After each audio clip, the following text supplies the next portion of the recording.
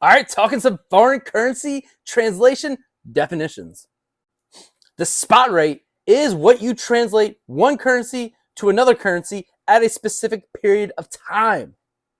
So if I apply the spot rate to some accounting definitions, revenue expenses, for example, a spot rate when you're recognizing revenue or expense can be the average for the month, or it could just be what it is at that current date. So for example, let's say I have £1 and I want to convert it to dollars. I'm going to look and see what the spot rate is for pounds to dollars. And let's say, for example, my £1 gets me $1.05 of US dollars. In that example, the spot rate is 1.05. My £1 gets me $1.05 in USD. So applying that to a real transaction, I built 10,000 pounds. I want to know how much that is in USD. I'm going to take my 10,000 pounds times my 1.05 spot rate, and I have 10,500 USD.